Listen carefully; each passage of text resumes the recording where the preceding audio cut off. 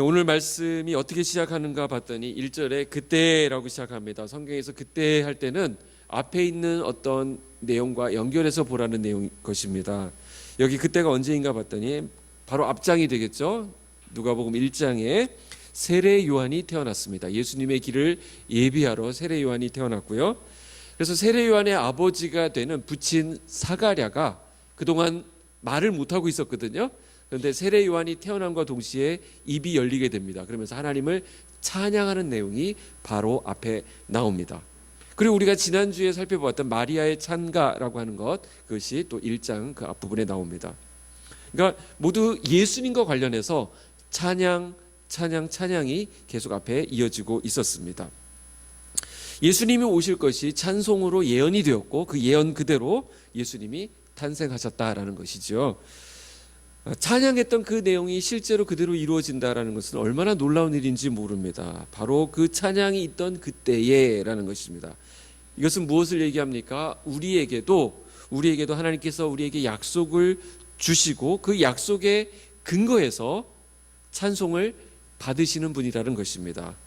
놀랍게도 그 찬송한 그대로 이루어진다라는 것입니다. 여기에 찬송의 힘이 있습니다. 찬양은 능력이에요.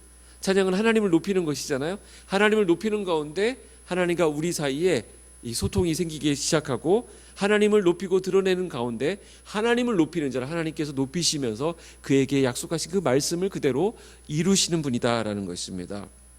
우리가 지난 시간에 마리아의 찬송을 보면서 찬양이 뭐라 그랬어요? 하나님 앞에 나 자신을 낮추는 것, 겸비하게 나아가는 것이라고 그랬습니다. 우리가 하나님을 찬양하는 순간 하나님이 일하시기 시작합니다. 찬양은 곧 기도가 됩니다. 하나님을 찬양한다는 것은 하나님을 인정하는 것이고 하나님을 신뢰하는 것입니다. 이것이 바로 겸비한 것인데 찬양의 가장 기본 첫 단계가 나를 하나님 앞에서 낮추는 것이다. 겸손하게 나아가는 것이다 그랬습니다. 이번 금요일날 예배를 드리면서 하나님께서 우리 공동체에 놀라운 말씀을 주셨는데 다니엘서 10장 말씀이에요. 다니엘서 10장에 보니까 어떤 내용이 나오냐면 하나님께서 환상 가운데 다니엘에게 전쟁이 일어날 것이다, 전쟁이 있을 것이다 라는 말씀을 주셨어요. 그러니까 이게 무슨 일인가 해서 다니엘이 이 계시를 이해하기 위해서 막 기도했습니다. 금식하면서 기도했습니다. 몇 주 지나서 주의 사자가 나타나서 말씀을 주시는데 뭐라고 말씀하시냐면 다니엘서 10장 12절에 그가 내게 이르되 다니엘아 두려워하지 말라 내가 깨달으려 하여 내 하나님 앞에 스스로 겸비하게 하기로 결심하던 첫날부터 내 말이 응답받았으므로 이렇게 얘기하고 있습니다. 몇째 날에 이루어졌다고요? 첫날에 이루어졌다. 하나님 앞에 겸비하게 하나님을 찬양하고 하나님 앞에 스스로 낮추고 하나님을 향하여 기도하는 그 첫날에 하나님이 이미 들으시고 기도의 응답이 나타났다라는 것을 주의 사자를 통해서 다니엘에게 알려주셨다라는 것이죠. 지성이면 감천이다라는 것이 일반 종교에서 얘기하는 부분입니다. 그래서 그 종교에서 얘기하는 여러 가지 정성을 드립니다. 며칠을 막 채웁니다. 며칠 동안 기도하고 얼마 동안 막 절을 하고 어떤 정성을 바치는데 그렇게 해야만 준다. 그렇게 해서도 받으면 다행이지만 우리 하나님은 어떤 분이시냐면 우리가 그렇게 정성을 들였기 때문에 그렇게 수고했기 때문에 그렇게 노력했기 때문에 그런 일들을 이루었기 때문에 주시는 것이 아니라 하나님의 뜻에 맞으면 그 첫날에 하나님 앞에 찬양하고 나오는 그 사람에게 첫날에 이루어지는 역사가 있다라는 것입니다. 오늘 여기에 보면 이 기도에 있어서 가장 중요한 것은 그러고 보면 하나님의 뜻입니다. 내 뜻이 아니고 내 생각이 아니고 하나님의 뜻이 이루어지는 거예요. 뜻이 하늘에서 이루어진 것 같이 땅에서도 이루어지다라는 기도를 우리가 드리는데 하나님의 뜻이 내 안에서 이루어지는 거예요. 그러니까 기도하면서 내가 듣고 싶은 말을 계속 되뇌이다가 결국 그거를 딱 들었다. 이거 아닙니다. 예전에 어떤 집회에서 그렇게 가르친다는 것을 내가 간접적으로 들은 적이 있습니다. 어느 대학을 가고 싶으냐? 그러면 그 대학 이름을 아침에 일어나서 1000번을 계속 무슨 대 하면 거기 가 있을 거라는 거예요. 예. 그렇게 해서 갈 것 같으면 그러니까 그 대학을 원하면 그 대학에 맞는 전형을 잘 살펴서 잘 준비해야죠. 공부해야죠. 그래 들어가는 것입니다. 물론 하나님이 주시는 지혜, 하나님이 또 여러 가지 컨디션이나 여러 가지 환경을 또 허락하셔서 들어가시는 거지만 그런 내가 원하는 것, 내 뜻을 막 하나님 앞에 막 얘기한다고 해서 어느 순간 그것을 하나님의 응답으로 들었다. 이건 잘못된 것입니다. 기도하는 가운데 하나님께서는 우리에게 하나님의 뜻을 알려주세요. 그래서 내 의지와 상관없이, 내 뜻과 상관없이 하나님의 말씀이 우리에게 임하는 것입니다. 그래서 하나님의 말씀은, 하나님의 인도하심은 그렇게 나타나게 되는 것입니다. 정말 난데없이 하나님의 뜻이 우리에게 쫙 임할 때가 있어요. 이게 하나님이 일하시는 방식이에요. 오늘 내가 만난 어떤 성도님을 통해서 그분이 하는 이렇게 툭 던지는 말이 나한테 꽂히는 경우가 있습니다. 오늘 그냥 아무 생각 없이 예배 와서 앉아 있었는데 이렇게 강단에서 선포되는 말씀을 통해 가지고 그 말씀이 나에게 하는 말씀으로 들리는 경우도 있습니다. 예기치 못한 하나님의 말씀, 하나님 말씀이 그렇게 우리에게 임하는 거예요. 하나님 말씀 자체가 권위가 있기 때문에 내 상황과 내 수준과 상관없이 하나님께서 그 말씀을 우리에게 은혜로 주시는 것입니다. 하나님은 말씀으로 일하시는 분이에요. 저 자신도 이 하나님의 말씀이 꽂힐 때 제 인생에 놀라운 변화가 있었던 경험들이 있습니다. 제가 내밀하게 이렇게 제자 양육을 하거나 하는 부분에서는 제가 나누는 부분인데 여기서는 말씀드리기가 어렵고, 제가 어떤 말씀으로 인해서 하나님 앞에 완전 엎드리고 또 하나님의 큰 은혜를 경험했던 적이 있습니다. 그때 어떤 선교사님이 보내주신 이메일이었는데 이메일을 딱 아무 생각 없이 열어봤어요. 보통 그런 이메일은 그냥 대충 읽고 지워버립니다. 뭐 뜬금없이 잘 지냈냐 뭐 이런 거는 그렇잖아요. 그런데 그날 제가 어떤 상황에 몰려가지고 굉장히 힘들어하고 있을 때였어요. 정말 모든 걸 다 포기하고 싶은 그때 그 이메일이 왔는데, 이 목사가 평소에 하나님은 선하시다라고 설교하고 이야기를 했을 텐데 지금이 그때가 아닌가 싶다. 하나님은 선하시다. 언제나. 영어로 썼어요. God is good all the time. 그 맨날 하는 말이고 뭐 찬양으로도 하는 말이었는데, 그날 그 말씀을 메일로 이렇게 딱 화면에서 딱 듣는 순간 하나님이 내 안에 빵 하고 말씀하시는 음성으로 들리더라고요. 하나님은 선하시지. 이런 상황 가운데서 하나님은 일하시지. 하나님은 좋으신 분이시지. 언제나. 그럼 지금도 그 언제나에 들어가니까 하면서 제가 하나님 앞에 엎드려 기도하고 힘을 얻었던 경험이 있습니다. 앞으로 이런 이야기들을 나누게 되기를 소망하고요. 중요한 건 뭐예요? 말씀은 실제라는 것입니다. 말씀이 우리에게 임했다는 것은, 말씀이 우리 귀에 들렸다는 것은 그 말씀의 실제가, 현실이 우리에게 나타나고 있다는 것입니다. 달려오고 있는 거예요. 우리가 이렇게 질문할 수 있습니다. 왜 말씀은 있는데 왜 내 현실을 잃었습니까? 이제 우리 그런 고민을 할 필요가 없습니다. 오늘 주시는 말씀에 의하면 주님이 말씀하신 것이면 우리가 걱정할 필요가 없습니다. 주님이 그 일을 이루실 것이기 때문에 그렇습니다. 말씀은 곧 실제가 된다. 근데 그 말씀이 우리를 붙드는 것입니다. 자, 오늘 본문에 보니까 아주 대단한 사람이 한 명 나옵니다. 로마 황제 아구스도라고 하는 사람입니다. 이 사람은 천하를 호령하는 사람이에요. 이 사람 말 한마디에 전국이 막 들썩들썩하고 전 세계가 막 움직여야 했습니다. 뭐라고 합니까? 다 호적하라. 제가 좀 성향이 좋으면 이때 좀 이런 걸 쓰면 다 호적하라 이렇게 했습니다. 인구 조사를 하는 것이죠. 이게 세금하고 관련이 있습니다. 역사를 보면 로마 제국은 이 인구 조사를 정확하게 해가지고 그들로부터 세금을 걷어내야 나라의 여러 가지 재정들을 예측할 수 있고 또 사용할 수 있으니까, 또 인구를 정확히 조사하게 되면 군사력도, 군인들도 확보할 수 있으니까 이 인구 조사를 시켰던 것 같습니다. 자, 황제에 의해서 인구 조사를 하게 한 것이 결과적으로 어떻게 됩니까? 이 전 국가적인 정책이고 이게 시행되고 있는데, 이 일이 결국에는 메시아가 오심을, 메시아의 오심에 대한 예언의 성취를 재촉하고 있는 거예요. 아기 예수가 베들레헴에서 태어나야 하리라 라는 그 구약의 말씀이 성취되도록 재촉하는데 이 황제의 명령이 사용되고 있는 것을 볼 수 있습니다. 이와 같은 일들은 오늘날에도 세상 역사 가운데 계속 반복되고 있다는 것이죠. 모든 세상의 역사들, 모든 권력가들이 하는 모든 정치 활동들은 하나님께서 이루고자 하는 일을 재촉하는 도구로 사용되고 있다는 것입니다. 이를 통해서 우리가 알게 되는 것은 역사의 주인은 하나님이시다라는 것입니다. 여러분들 어떨 때 이렇게 뉴스 같은 거 보면서 내가 원하지 않는 대통령이 막 뽑히기도 하고 막 역사의 여러 가지 굴곡들 우리가 보지 않습니까? 근데 그 일들을 통해서 하나님의 일들을 하나님 그 가운데서도 이루고 계신다라는 이 큰 시각을 우리는 갖게 됩니다. 아이고 이때는 하나님이 주무시나 보다.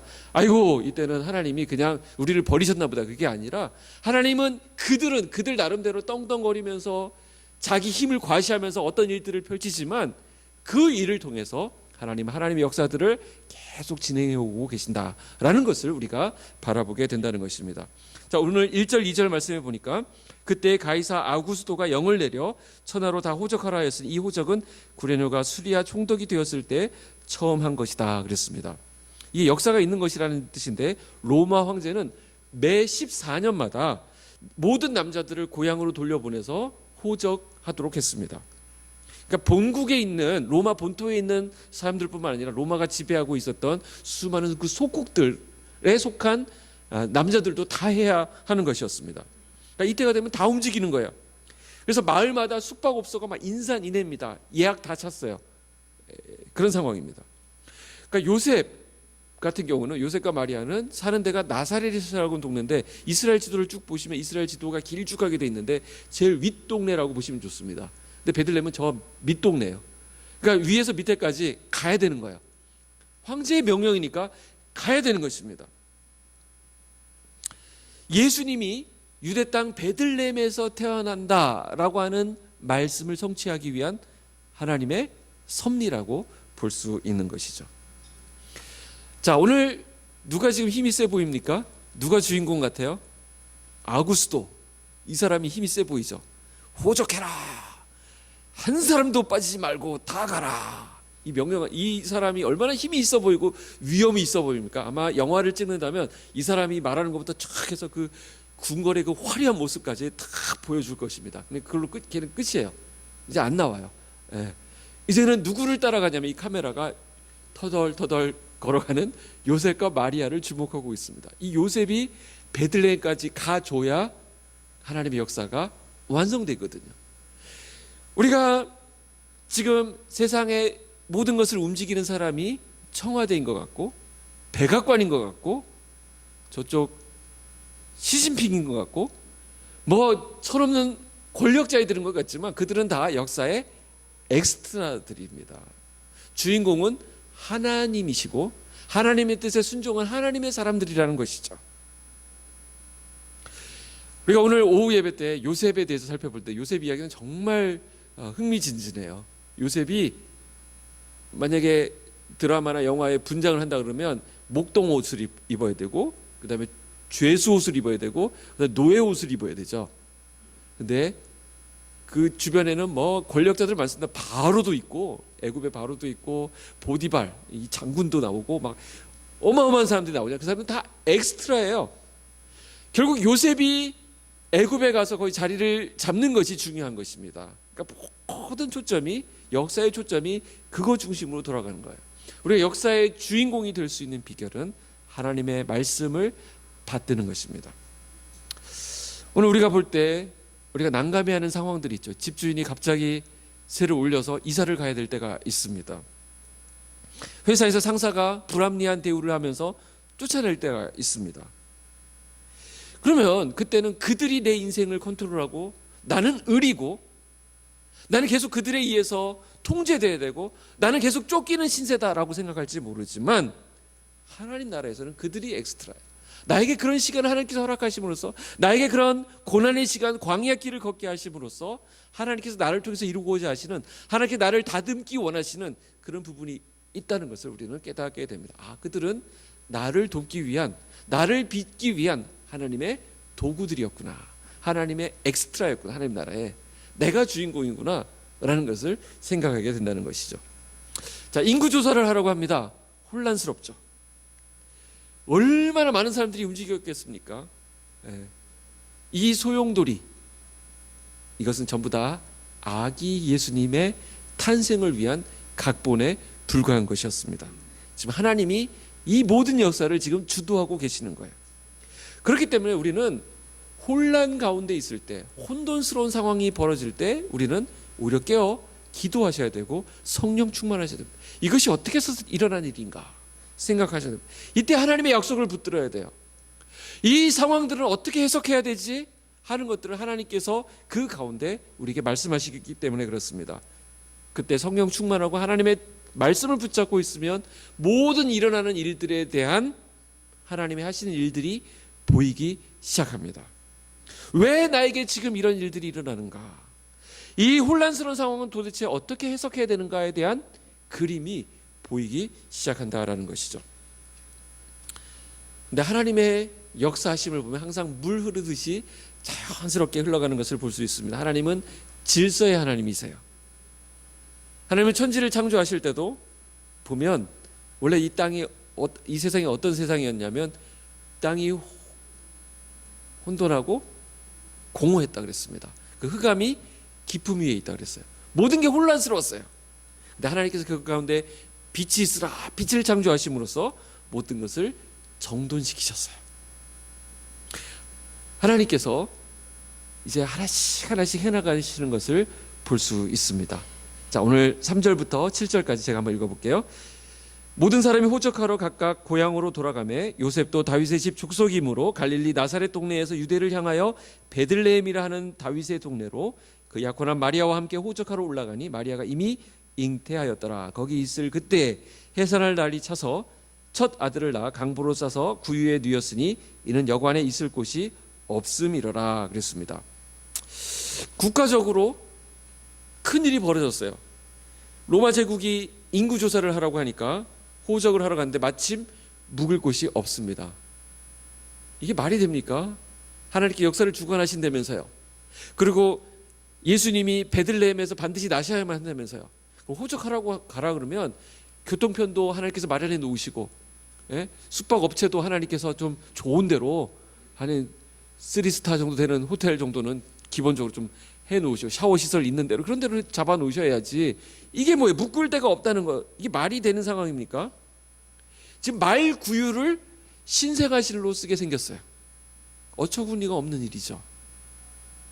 그런데 성경을 보니까 메시아는 그렇게 오도록 되어 있었습니다. 머물 숙소가 없는 것도, 결국 구유에 누이시게 된 것도 물 흐르듯이 하나님의 역사가 그대로 흘러가고 있는 것을 보여주고 있습니다. 예수님은 그렇게 오셔야만 했던 것이죠. 이것이 바로 우리 구원 역사의 특징을 상징적으로 보여주고 있는 장면입니다. 이것이야말로 복음의 핵심적인 내용이에요. 초라한 모습으로, 연약한 중에 그런 정말 비참한 모습으로 오셨기 때문에 우리를 고통 가운데서 치유하시고 우리의 연약함을 체휼하시고 우리를 구원하실 수 있는 것입니다. 아니나 다를까 이 영광스러운 구원의 소식이 가장 먼저 전달된, 그래서 성탄의 자리에 초청된 사람들이 누구냐 봤더니 이 사람들은 목자들입니다. 누구를 그 파티에 초대하느냐가 그 파티의 레벨을, 격을, 품격을 결정하죠. 막 사회 고위층 인사들이 막 오면 여기 대단한 잔치인가 보다, 대단한 행사인가 보다 이렇게 생각하겠죠. 근데 목자들이 지금 오고 있습니다.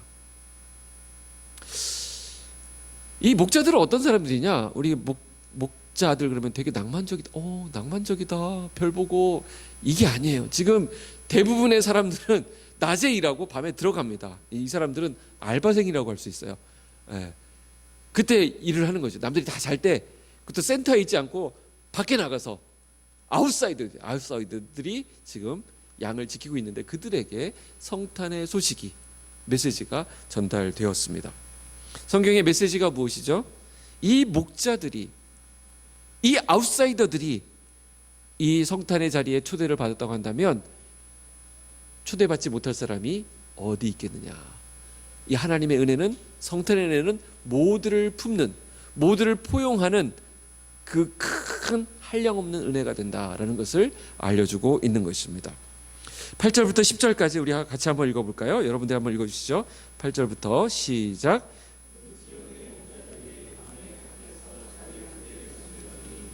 주의 사자가 곁에 서고 주의 영광이 그들을 두루 비치매 크게 무서워하는지라. 천사가 이르되 무서워하지 말라. 보라, 내가 온 백성에게 미칠 큰 기쁨의 좋은 소식을 너희에게 전하노라. 성경은 하나님의 은총을 목자들에게 보여주시는 것입니다. 감사한 일입니다. 이것이 큰 기쁨의 좋은 소식이다. 자, 복된 소식이다, 기쁜 소식이다, 이게 복음이라는 것인데 그 앞에 수식어가 붙었습니다. 큰 기쁨의 좋은 소식이다, 이렇게 얘기를 합니다.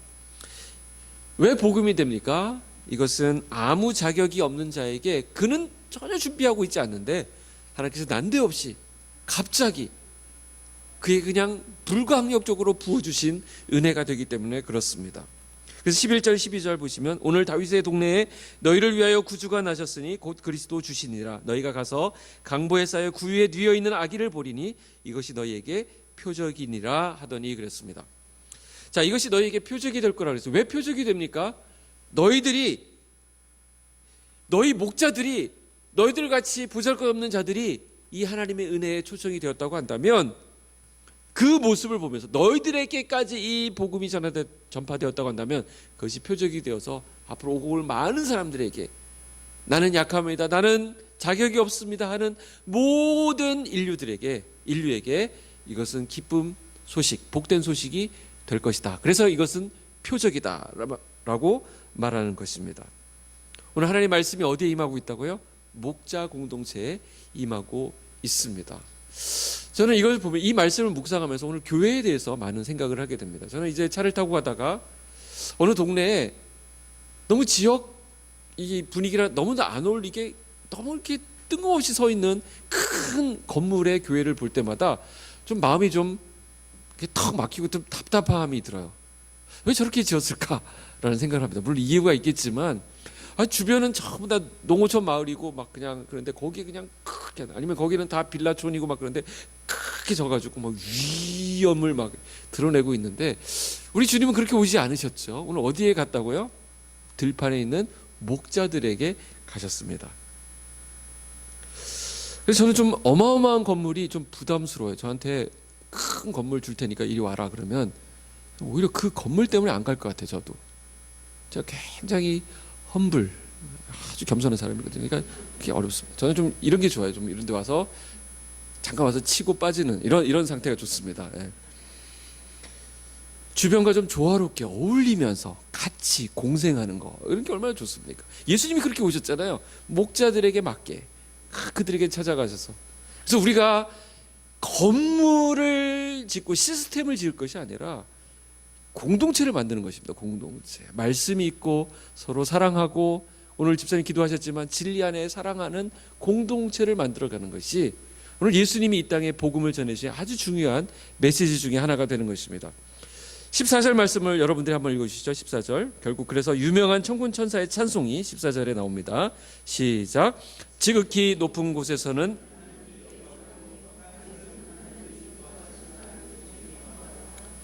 자, 오늘 말씀이 결론이 되겠는데 이 찬송은 너무나도 유명해서 시중에 요약판이 막 나돌아다닐 정도입니다. 어떻게 요약되어 있냐면 하늘에는 영광, 땅에는 평화. 멋진 말이죠. 무슨 구호 같기도 하고. 근데 이 말 자체는 굉장한 모순이 있다는 거 아세요? 물론 하늘에는 영광이 있죠. 하늘은 영광스러울 겁니다. 그러나 이 땅에는 어떻습니까? 이 땅에 평화가 있습니까? 이 땅에 평화가 없습니다. 그래서 어색한 거예요. 하늘의 평화와 이 땅의 평화는 서로 어울리지 않습니다. 이 땅에 어때요? 전쟁이 있습니다. 가난이 있습니다. 착취가 있습니다. 억압이 있습니다. 바로 이 시대가 그랬어요. 이 유대인들이 살고 있는 이때가 로마 제국의 압제를 받고 있었어요. 차별이 있었습니다. 유대인들은 마음대로 하지 못해요. 그래서 이 사람들은 그래서 메시아를 기다렸던 거예요. 정치적인 메시아를. 로마의 지배 아래서 지금 신음하고 있었습니다. 어디 평화가 있어요, 여기에? 우리가 살고 있는 이 세상도 힘의 논리가 지배하고 있습니다. 극소수의 힘 있는 자들이 영광과 평화를 독식하고 있다고 해요. 정직하게 말하자고 한다면 이 세상에 평화는 없는 것입니다. 그런데 이 노래를 지금 누구에게 불러주고 있나요? 가장 힘없는 사람, 평화를 얘기할 때 가장 논외로 치는 사람에게 지금 이 평화가 선포되고 노래로 들려지고 있습니다. 하늘에는 영광, 땅에서는 기뻐하심을 입은 자들에게 평화다, 이렇게 말씀하고 있습니다. 근데 그 기뻐하심을 입은 자가 아니나 다를까 누구냐면 이 목자들이라는 것입니다. 아무것도 없는 자들, 들판에, 그것도 밤에 밖에 나가서 센터가 아니라 아웃사이더로 밖에서 양을 치고 알바로 양을 치고 있는 그 목자들에게 난데없이 임한 하나님의 은혜, 그렇게 갑자기 오는 은혜가 아니면 도저히 은혜라고는 그 끄트머리도 맛볼 수 없는 그들에게 이 하나님의 은혜가, 평화의 은혜가 임했다라는 것입니다. 그래서 아기 예수님은 말구유에서 나신 거예요. 이 말구유와 목자는 너무나도 잘 어울립니다. 말구유와 들판의 이 목자는 패키지 상품이에요. 같이 가는 거예요. 약자들 그리고 죄인들을 품으시는 우리 주님의 겸손함을 맛볼 수 있습니다. 사실 천사들이 부른 이 찬송 가운데 예수 그리스도를 통해서 우리에게 주시려고 하는 하나님의 축복이 다 들어가 있습니다. 다윗의 동네 베들레헴에 구주가 나셨다, 우리를 위해 구주가 나셨다라고 말합니다. 이것이 바로 기쁨의 소식이다, 이렇게 얘기를 합니다. 예수 그리스도의 탄생을 통해서 우리에게 선물이 주어졌는데 그것이 바로 예수 그리스도의 탄생을 통한 평화라는, 이 땅의 평화라는 것입니다. 오늘 여러분들이 우리 삶을 좀 점검해 보셨으면 좋겠어요. 우리 신앙생활을 내가 지금 신앙생활 잘 하고 있는가, 잘 못하고 있는가, 내가 지금 수준이 떨어졌는가 아닌가를 어떻게 알 수 있냐면 나에게 이 평화가 누려지고 있는가, 이 기쁜 소식이, 이 기쁨이 나에게 있는가. 만약 기쁨이 사라졌다면 여러분들 빨리 점검하시고 회복하시기를 축복합니다. 우리가 주님 없이 만족하려고 할 때 이 평화를 쉽게 놓쳐버립니다. 여기 기뻐하심을 입은 자들이라고 했는데 이것은 하나님의 은혜를 입은 사람들을 얘기합니다. 하나님의 특별한 은총을 입은 자들에게 하나님이 주시는 평화, 이것이 바로 하나님의 선물입니다. 하나님이 크리스마스 때 우리에게 선물 보따리를 딱 주셨는데 이게 뭐지? 안에 뭐가 들었을까 궁금하면서 쫙 선물을 풀어보면 그 안에 뭐가 들었다고요? 평화라는 선물이 들어있습니다. 하나님이 우리에게 궁극적으로 주기 원하셨던 선물이 평화예요. 샬롬이라고 하는 것입니다. 네, 여러분 어떻습니까? 여러분들의 삶 가운데 평화가 있습니까? 특별히 우리가 2019년을 함께 지나가고 있는데 우리는 2019년을 참 암울하게 보내고 있는 것 같습니다. 근데 매번 뉴스에서 매번 얘기했던 것 같아요. 한 번도 경제가 좋습니다라는 말을 들어본 적이 없어요. 늘 경제 위기래, 늘 남북관계 늘 어려워요. 매년 나오는 뉴스입니다. 근데 올해는 거기다가 더해져 가지고 이 진영 간의 대결이 극과 극으로 막 치닫고 있는 것 같아요. 이제는 중간지대가 없어진 것 같습니다. 이쪽 아니면 저쪽이에요. 저도 굉장히 발언하기 조심스러워요. 그래서 근데 평화가 없는 상태죠. 지금 저에게 겉으로 보기에는 멀쩡한 것처럼 보이고 풍요로운 것 같이 보이고 여유가 있는 것처럼 보이지만 사람 한 사람 한 사람 속에 들어가 보면 평화가 없는 상태에 있습니다. 속으로는 다 타들어가 있고 썩어 들어가고 있습니다. 이럴 때 우리에게 진정으로 필요한 것이 평화입니다. 샬롬입니다. 예수님이 바로 이 평화를 우리에게 선물로 주셨다라고 말씀하고 있습니다. 자, 그런데 우리에게 이런 의문이 듭니다. 목사님, 아니 예수님이 오신 지 얼마나 지났습니까? 2000년 전에 오지 않으셨습니까? 그때 평화를 주셨다고 하지 않았습니까? 근데 왜 아직까지 평화가 없습니까? 왜 우리가 맞닥뜨리고 있는 2019년 현실이 이렇게 암담합니까? 왜 세상이 점점 더 악해져 갑니까? 왜 점점 어두워져 가고 점점 어려워지고 답이 나오지 않습니까? 여러분 진실을 알려드릴까요? 진실을 알고 싶으세요? 이 세상에 진정한 평화는 없다라는 것입니다. 영원한 평화는 없습니다. 계속해서 전쟁과 확대는 계속 이어질 거예요. 바울이 디모데 후서 신약성경 말씀에서 이 사실을 이미 예견했습니다. 디모데후서 1장 4절에 1절부터 4절에 보면 3장 1절부터 4절에 보면 너는 이것을 알라. 말세에 고통하는 때가 이르러 사람들이 자기를 사랑하며 돈을 사랑하며 자랑하며 교만하며 비방하며 부모를 거역하며 감사하지 아니하며 거룩하지 아니하며 무정하며 원통함을 풀지 아니하며 모함하며 절제하지 못하며 사나우며 선한 것을 좋아하지 아니하며 배신하며 조급하며 자만하며 쾌락을 사랑하기를 하나님 사랑하는 것보다 더하며. 이게 말세의 모습이라는 것입니다. 사람들은 점점 더 악해져서 속이기도 하고 속기도 하나니 이렇게 말해요. 점점 더 악해질 것이라는 것이 성경의 진단입니다. 자, 그렇다고 한다면 오늘 성경이 말하는 평화는 무엇입니까? 오늘 말씀을 맺으면서 네 가지 차원의 평화를 여러분들이 한번 생각해 보셨으면 좋겠습니다. 이 네 가지가 뭐냐면 머릿속에 그냥 밀어 넣으세요. 나중에 하나씩 제가 설명을 드릴 테니까. 첫 번째는 구원입니다. 구원.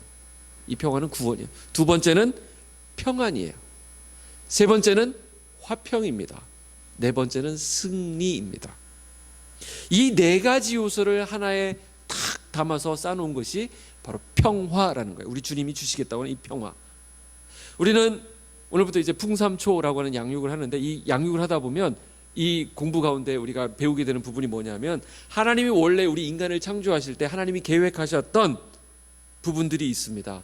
네 가지 차원을 하나님께서 관계를 잘하도록 우리를 지으셨는데, 우리는 이 네 가지 관계를 잘 맺을 수 있도록 하나님께서 원래 그렇게 계획하셨다는 거예요. 첫 번째가 뭐냐면 하나님과의 관계예요. 두 번째는 누구의 관계일까요? 나 자신과의 관계예요. 세 번째는 이웃과의 관계입니다. 마지막 네 번째는 세상과의 관계입니다. 처음 듣는 얘기죠. 원래 하나님이 그렇게 계획하셨어요. 자, 근데 아까 구원이라고 했잖아요. 평화가 구원이라는데, 이 구원이라고 하는 것은 누구와의 관계에서 맺어져야 될 부분일까요? 하나님과의 관계에서 찾아야 될 평화입니다. 평안이라고 하는 것은 나 자신과의 관계에서 찾아야 될 부분입니다. 화평이라고 하는 것은 이웃과의 관계에서 찾아야 될 부분입니다. 승리라고 하는 것은 세상과의 관계에서 우리가 회복해야 될 평화입니다. 하나님께서는 세상을 향해서도 땅에 충만하고 번성하고 생육하고 번성해서 땅을 정복하고 다스리라 말했는데, 이게 이제 우리가 말하는 승리 공식인데 나중에 그 부분을 살펴보도록 하고, 오늘은 이 하나님과의 관계에 좀 집중해 보도록 하려고 합니다. 왜 예수님께서 주시는 평화가 이 구원이라는 의미를 갖게 되느냐? 이건 지난 시간에 우리가 살펴본 부분이기도 합니다. 바로 예수님의 이름 안에 그 비밀이 담겨져 있습니다. 마태복음 1장 21절 기억하시나요? 아들을 낳으리니 이름을 예수라 하라. 이는 그가 자기 백성을 그들의 죄에서 어떻게 할 자이다? 구원할 자이십니다. 예수님은 우리를 구원하기 위해서 오신 그 목적, 그 목적성을 분명하게 가지고 계신 분이십니다. 그래서 예수 그리스도를 통해서 우리에게 구원이 주어지는 거예요.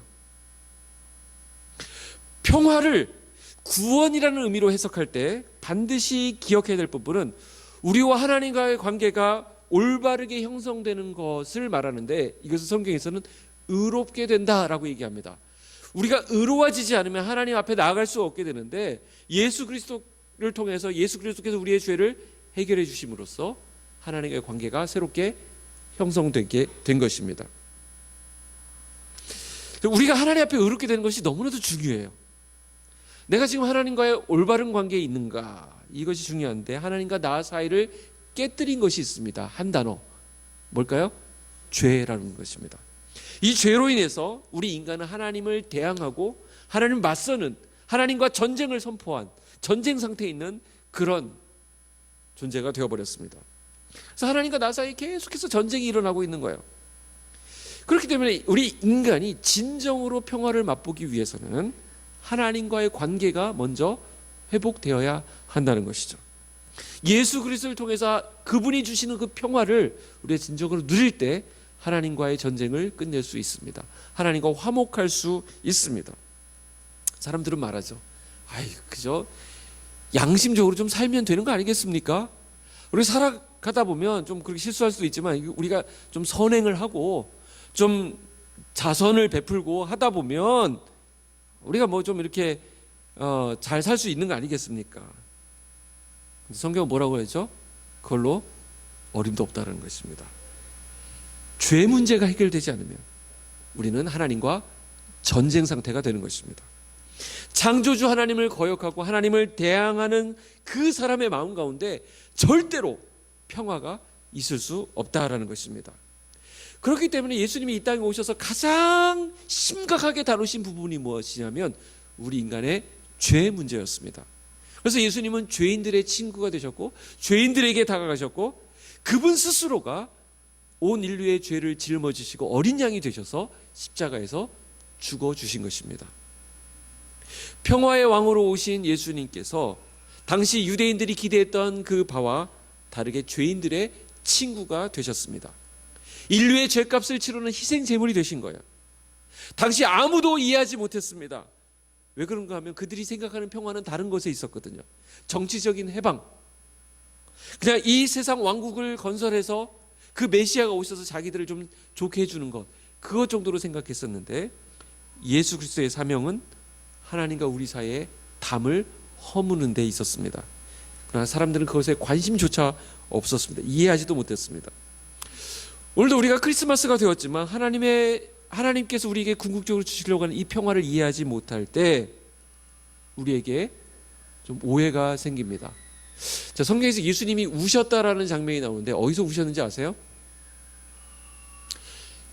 예루살렘 성을 바라보시면서 예수님께서 우셨어요. 근데 예수님께서 우신 이유가 그 성경 구절에 그대로 멘트가 나옵니다. 누가복음 19장 41절 42절을 여러분 나중에 가서 찾아보시는데, 제가 읽어드리면 그때 예수님이 뭐라고 하시냐면, 왜 뭐라고 하시면서 우셨냐면, 너희가 평화에 관한 일을 알았다면 좋았을 뻔하였도다. 평화를 언급하세요. 너희들이 평화를 모르기 때문에 내가 우는 것이다 라는 것입니다. 자, 이게 무슨 뜻일까요? 당시 사람들은 그저 그렇게 잘 먹고 잘 사는 것, 이게 평화 아닙니까? 이렇게 얘기했다는 것이죠. 이 정도면 된 거 아니겠습니까? 여기서 그냥 좋은 집에 살고 그냥 이렇게 그냥 먹고 사는데 문제가 없으면 그거 평화 아니겠습니까? 자기가 죄인이라는 것을 생각하지 않습니다. 하나님의 아들이 십자가에 죽어야만 되는 그 사실을 이해하지 못했던 것입니다. 그래서 예수님께서 우셨던 거예요. 너희가 평화에 대해서 잘못 알고 있구나. 차라리 참 평화가 뭔지 알았더라면 얼마나 좋았을꼬 하면서 주님이 우셨다라는 것이죠. 예수님을 배척하고 예수님 없이 세상의 마음을 빼앗긴 그 예루살렘 사람들을 향해서 예수님은 참 평화를 제시하고 있습니다. 하나님과의 관계가 평화롭지 않으면 아까 언급했던 세 가지 부분, 나머지 세 가지 부분, 거기에 진정한 평화가 올 수 없습니다. 내 안에 평안이 생기지 않아요. 이웃과의 관계, 내가 아무리 그 사람에게 잘해주고 시간을 많이 들이고 애를 많이 쓴다 하더라도 거기서 평화가 오지 않습니다. 나를 이용할 뿐이지, 배신할 뿐이지. 세상과 관계도 마찬가지예요. 결국 우리가 이 모든 관계들, 하나님이 우리를 창조하실 때 설정해 놓으셨던 하나님과의 관계, 나와의 관계, 이웃과의 관계, 세상과의 관계를 우리가 잘 이루어 나가려면 제일 먼저 어디가 풀려야 될까요? 하나님과의 관계가 풀려야 되는 거예요. 그래서 예수님은 다른 것 다 돌아보지 않으시고, 물론 하셨죠. 병도 고쳐주시고 말씀도 주시고 여러 가지를 하셨지만, 하나님의 아들로서 오셔서 우리에게 궁극적으로 끝까지 집중하셨던 것이 뭐냐면, 우리와 하나님과의 관계를 연결하는 그 일을 위해서, 우리의 죄 문제를 해결하시기 위해서 예수님은 끝까지 집중하셨던 것을 볼 수 있습니다. 오늘 수많은 사람들이 평화에 대해서 얘기하지만 근본적인 해결책을 제시하지 못하고 있습니다. 다른 것은 다 다릅니다. 이제 좀 시스템이 좋아지면 좋아지지 않을까? 교육이 잘 이루어지면 좋아지지 않을까? 어떤 제도를 잘 갖추면 좋아지지 않을까 하고 많은 노력들을 하지만 거기서는 진정한 평화가 오지 않습니다. 오늘 성경이 우리에게 분명하게 말씀해 주고 있는 것은 무엇이냐면, 예수 그리스도를 통하여서 하나님과 우리 사이에 막힌 다음에 허물을 주고 죄의 문제가 있기 때문에 우리가 하나님 앞에 올바른 관계로 나아갈 수 있게 될 때 우리 삶에 진정한, 너희들이 그렇게 원하던 평화가 오게 될 것이다. 하늘에는 영광이요 땅에는 평화로다. 이 평화가 저와 여러분을 지배하기를 축복합니다. 하나님과 관계가 풀리는 그 길밖에 없어요. 하나님과 관계가 열리는 것입니다. 하나님과 온전한 관계로 나아가는 것입니다. 그때 하나님 주신 이 평화를 우리는 맛보게 될 것입니다. 기도하겠습니다.